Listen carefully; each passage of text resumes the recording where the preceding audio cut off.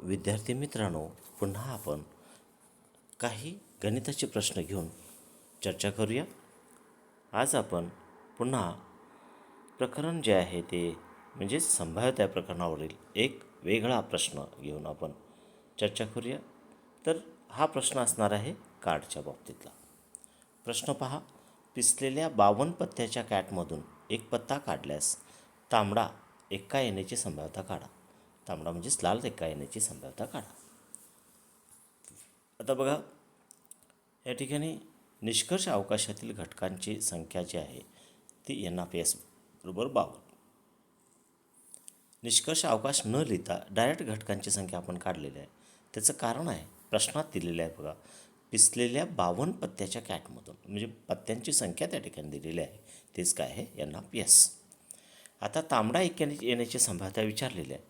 तर तांबडा एक्का येण्याची एकूण संख्या NP बरोबर 2 आहे. म्हणजे जर कार्ड आपण पाहिली तर लाल आणि काळी, रेड अँड ब्लॅक अशा 2 प्रकारचे कार्ड असतात.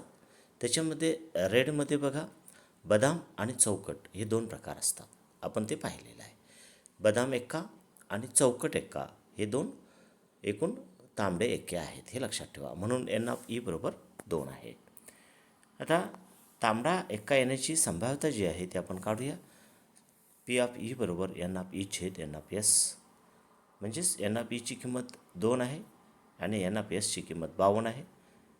आपण त्या ठिकाणी त्या किमती ठेवल्या तर 2/52 होते.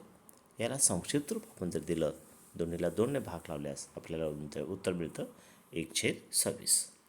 तर अशा पद्धतीनं हा एक प्रश्न आपण पाहिलेला आहे. मी तुम्हाला या ठिकाणी एक प्रयत्न करण्यासाठी प्रश्न देतो आहे. पिसलेल्या 52 पत्त्याच्या कॅटमधून एक पत्ता काढल्यास बदाम राणी येण्याची संभाव्यता काढा. तर या प्रश्नांचा व्यवस्थित तुम्ही अभ्यास केल्यास याचा फायदा नक्कीच तुम्हाला होईल. धन्यवाद.